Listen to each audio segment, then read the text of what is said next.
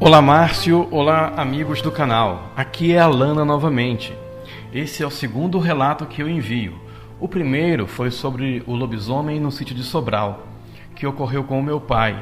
Esse segundo aconteceu no ano entre 2006 e 2007, quando morava em um sítio, também no Ceará. O que vou contar não ocorreu comigo, mas sim com dois primos meus. O que eu testemunhei foi o estado em que os dois chegaram na minha casa. O nome deles já estão trocados, mas a partir de agora, o que vou narrar para vocês são os fatos que só de lembrar me causa arrepio. Poder contemplar a forma como os meus primos chegaram na casa aquele dia, só isso já foi muito assustador. Esse é o caso do lobisomem caçador do Ceará, ou Perseguidos por um Lobisomem. O conteúdo original foi enviado pela Lana, que pede para que o seu nome seja mantido em sigilo. Logo, qualquer nome que você ouvir nessa narração, nessa história, será fictício. E se você também tem um relato, um conto, uma história para contar, envie para natrilhadoterror@gmail.com. Teremos o prazer de contar também a sua história aqui em nossa plataforma. E caso queira, a sua identidade também será mantida no mais absoluto sigilo. Dito isso, meu amigo, dito isso, minha amiga, a Eduarda, a amiga da minha irmã, a Eduarda, que promoveu a rifa solidária, ela tem um recadinho para vocês que nos acompanham e que participaram da rifa solidária. Diz aí, Eduarda, quem é que foi o ganhador? Olá, amigos do canal, aqui quem fala é Eduarda, sou amiga da Aline, irmã do Márcio. Estou vindo aqui rapidinho só para anunciar o ganhador da rifa. Desde já agradeço a todo mundo que participou. Cada um que participou, mesmo compartilhando, já ajudou muito. E o ganhador foi Miriam Rotina, tá? Qualquer recurso que entrar no canal a partir de agora será revestido para ajudar no custear o tratamento para a cura do câncer da minha irmã lá no Rio de Janeiro, a minha irmã Aline. Dito isso, meu amigo, dito isso, minha amiga, eu convido a você para mais um episódio aqui no meu e no seu canal, Na Trilha do Terror. Vem comigo.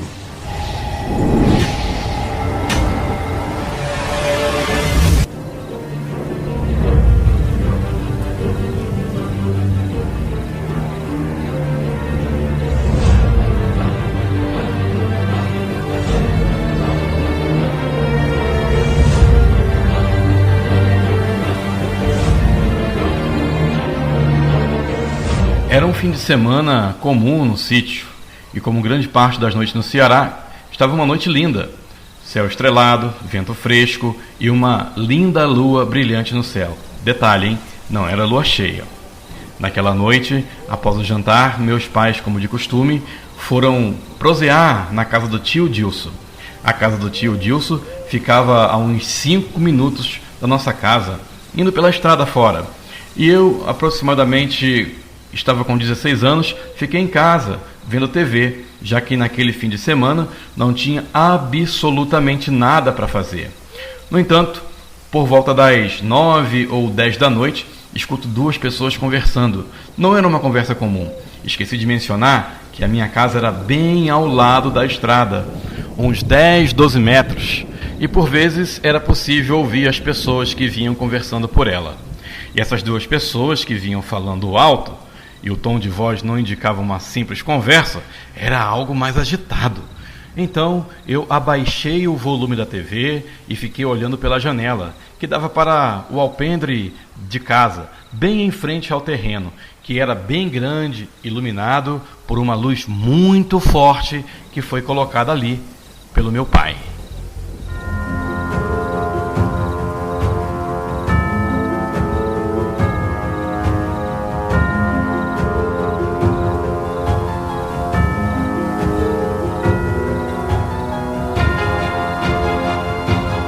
Fiquei observando e lá na estrada, onde a luz não iluminava, vi sair desabalado duas pessoas em uma bicicleta vindo em direção à minha casa.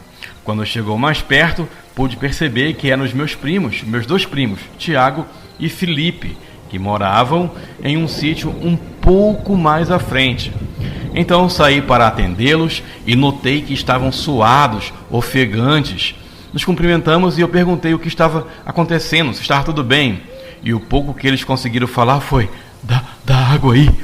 E fazer o gesto de calma ou espera com a palma da mão. Faziam isso enquanto tentavam puxar o fôlego.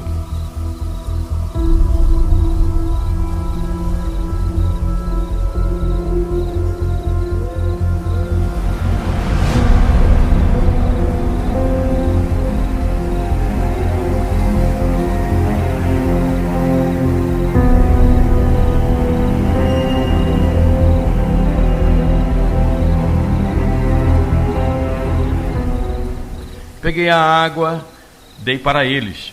Enquanto os servia, perguntei o porquê estavam naquele estado. E o Tiago disse que tinha ido jogar bola com os meninos de um sítio vizinho na parte da tarde e só estava voltando naquela hora. Ainda muito ofegante, não respondeu muita coisa, mas esperei os dois respirarem, recuperarem o fôlego. Depois de 2 ou 3 goles de água, ou copos de água que eles tomaram, o Felipe perguntou se eu estava sozinha. Eu disse que sim. Em seguida, ele emendou outra pergunta: você não tem medo de ficar aqui sozinha, não, prima?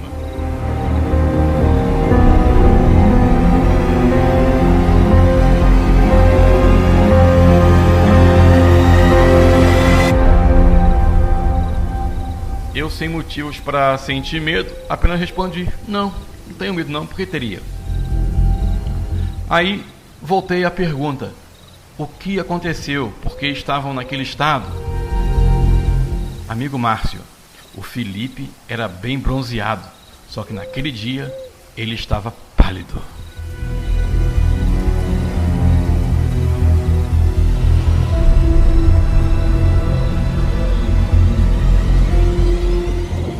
Então o Felipe começou a narrar o que tinha acontecido. Estávamos vindo pela estrada, o Tiago pedalando e eu na garupa. E ao passarmos pela última casa e pegar o trecho da estrada que não tem iluminação, vimos algo no canto da cerca. Estava parado. Pensamos que era uma vaca, mas ao nos aproximarmos, vi que não poderia ser uma vaca, pois estava sentado com um cachorro.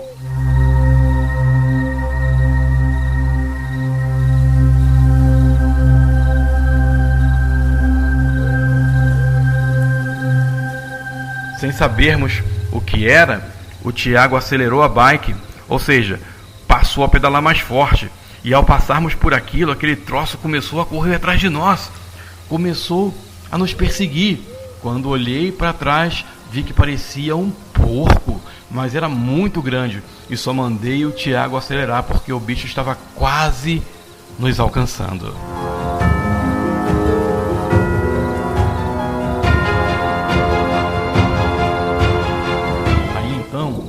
Tiago cumprimentou dizendo: aquilo só parou de correr atrás de nós quando chegamos no ponto da estrada em que a luz aqui do terreno ilumina.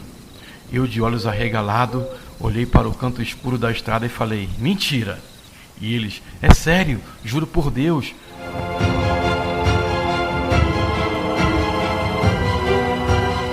Uns 5 minutos após essa conversa, meus pais chegaram e o Felipe pediu a bênção à minha mãe, que era a madrinha dele. Ela respondeu: Deus te abençoe e te guarde, meu filho. Ele continuou: madrinha, o meu pai estava lá na casa do Dilson?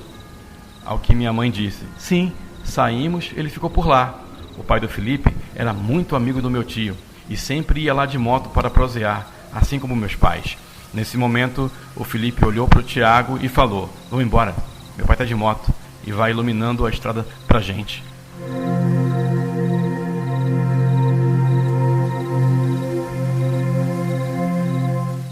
Em 2 segundos, eles estavam em cima da bike. Só deu tempo do Tiago virar para trás e dar tchau com a mão antes de sumirem na estrada. Contei aos meus pais que os meninos me relataram. Eles não me disseram nada. E como já estava tarde, fechamos tudo e fomos dormir. Fiquei sabendo que depois os meninos conseguiram voltar para casa com o pai, do Cris, e não tiveram mais nenhum susto no caminho. No entanto, essa história não morreu aí. Ela não acaba aqui.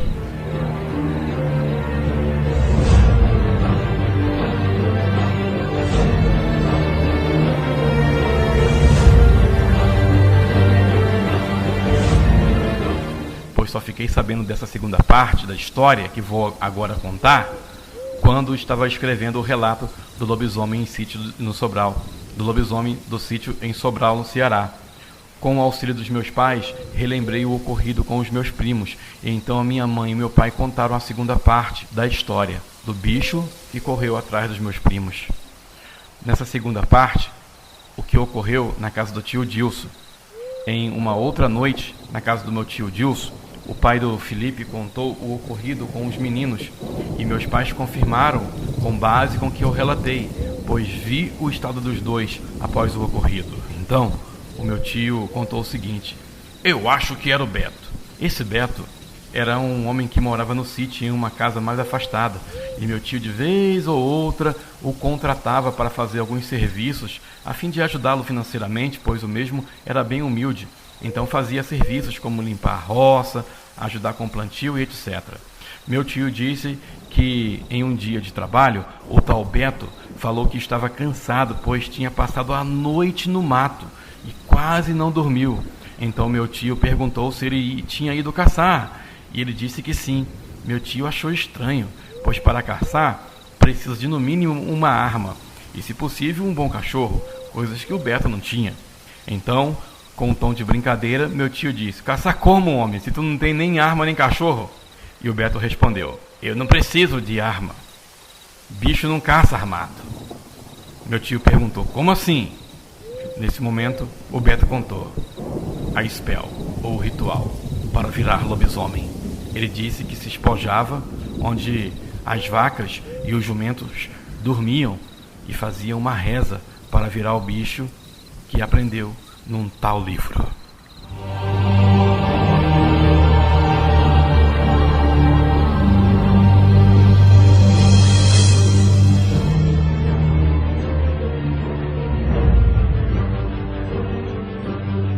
Meu tio disse que desconversou, voltou a trabalhar, não tocou mais no assunto.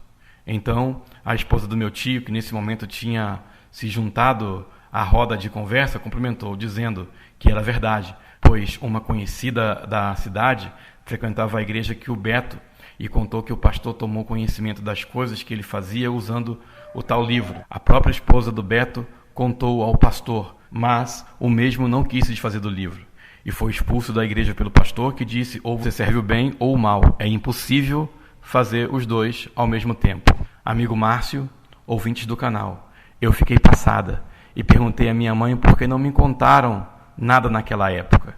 Ela me disse que não queria me assustar, e no mais, ninguém tinha certeza ou provas de nada, apesar de vários vizinhos dali já terem visto coisas estranhas envolvendo o Beto. Bem, esse é o relato.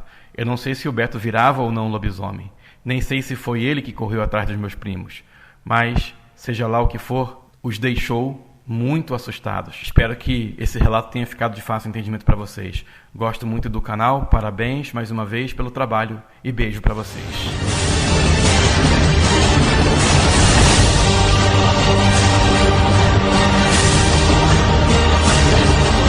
Esse é o caso dos meninos que foram perseguidos por um lobisomem. O conteúdo foi enviado pela Lana. Você tem um conto, um relato? Faça como ela. Envie para a gente também o seu relato. Não se esqueça de nos seguir, dar estrelinha aqui no Spotify, se inscrever no nosso canal, ativar sininho, deixar o comentário aí de qual parte do Brasil e do mundo você nos ouve. E falar para mim, o que você achou desse relato? Muito obrigado desde já pela sua audiência. Obrigado por chegar até o final. Nos links anexos tem o nosso cartaz, o nosso após, o nosso Pix. Ajude a manter o nosso trabalho no ar. Lembrando que nesse momento todo o recurso que for entrar para o canal será revestido para ajudar no tratamento de saúde da minha irmã Aline. Dito isso, amigo, dito isso, amiga, eu te espero no próximo conteúdo. Até a próxima!